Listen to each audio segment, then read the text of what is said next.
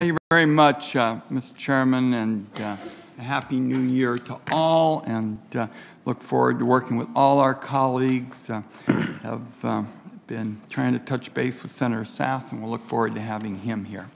This morning, the Finance Committee kicks off 2020 with the new NAFTA.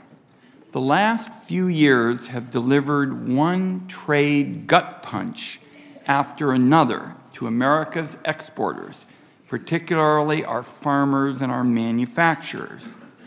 It began when then presidential candidate Trump talked about pulling the United States out of NAFTA, and that set the tone. It's been followed by the administration driving away a number of our traditional economic allies. 3 years of chaos, trade chaos, has hurt investment in America and caused farm bankruptcies to surge. Many foreign markets are more closed off to American exports today than they were on the day that the president took office.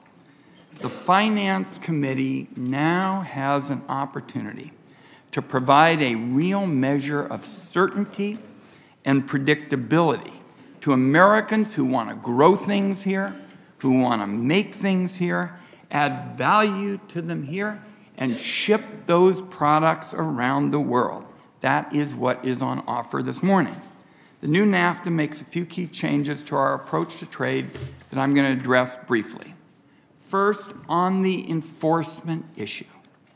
Year after year, decade after decade, presidents and lawmakers of both political parties have paid lip service to the importance of enforcing trade laws. But all along, what this country did on enforcement was just too weakless. It didn't have any teeth, and it was too slow to protect American jobs from trade cheats. In my view, workers saw through all this lip service a long time ago.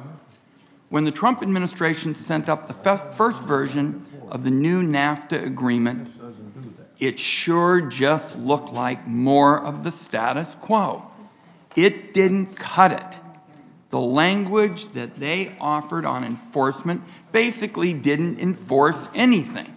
It was just pretty much business as usual.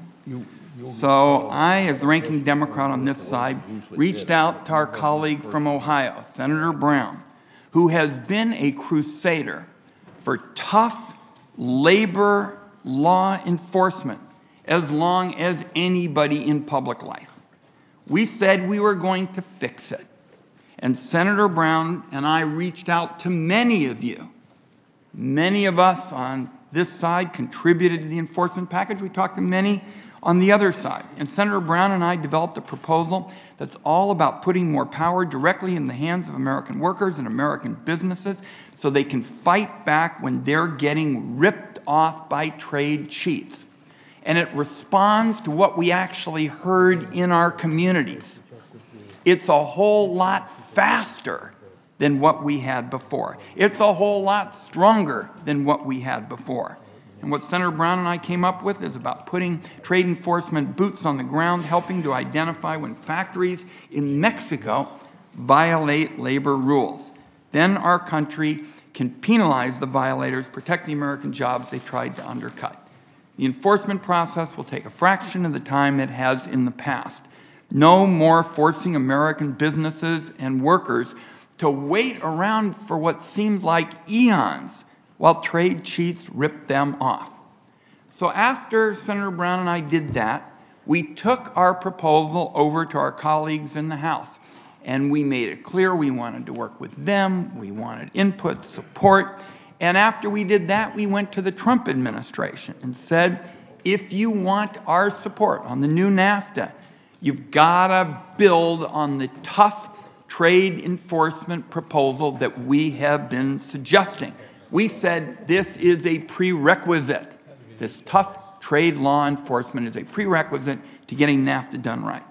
So when you combine this all-in approach on enforcement with new commitments on labor rights and environment, you also shut down the corporate race to the bottom on cheap wages and lax standards. It's about raising everybody else to our standards and taking action when they fall short. So I especially want to thank Senator Brown. I'm sure we'll hear from him for his leadership.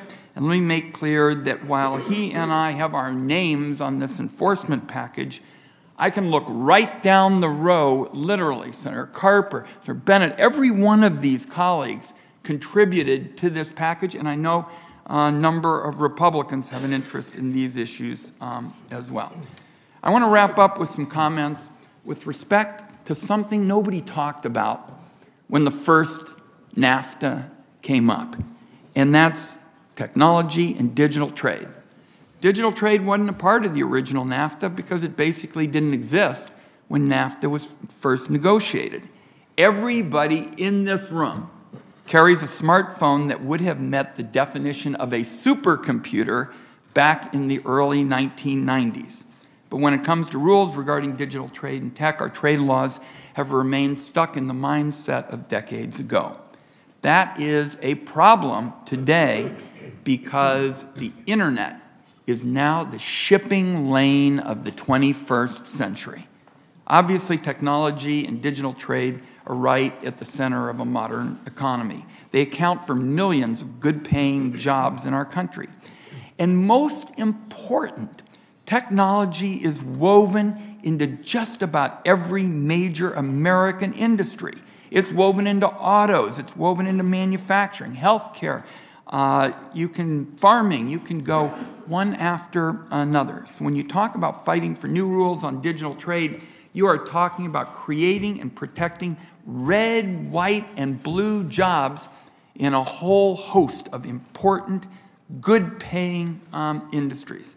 The new NAFTA will fight back against trade cheats who want to eat the seed corn of this technological treasure trove, this innovation we have seen in tech. It'll do more to protect our intellectual property and protect American companies from being shaken down for their data.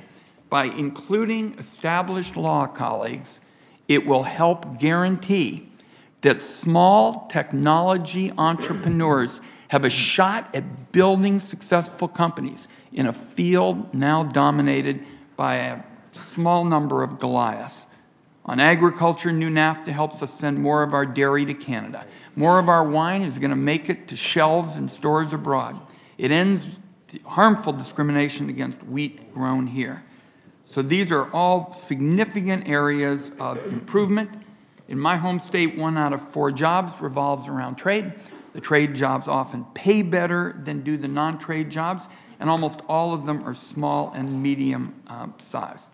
I want to wrap up with just 2 very quick points, Mr. Chairman. First, I think we all ought to thank Ambassador Bob Lighthizer, who I call the hardest working man in the trade agreement business. He has talked with a lot of us on multiple occasions. He is a straight shooter. You can't ask for more than that. And colleagues, I guess that's what you get when you have an alum of the Senate Finance Committee, a former staff director. I also want to I see Senator Sass been trying to call you and welcome you. We're glad you're here. And I'm going to close with just one last point. The legislation may be, this bill we're taking up today, may be the most significant economic issue the Senate addresses in 2020. Obviously, the Senate will also be holding an impeachment trial in the days ahead.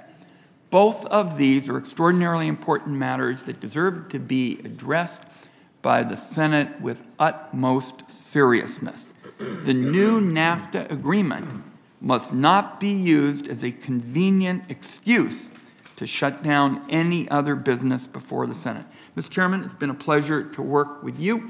We've got a lot to do in 2020. I'm looking forward to going ahead with our bipartisan healthcare efforts, for example. So we got a lot to do in 2020, and I thank you for arranging this morning.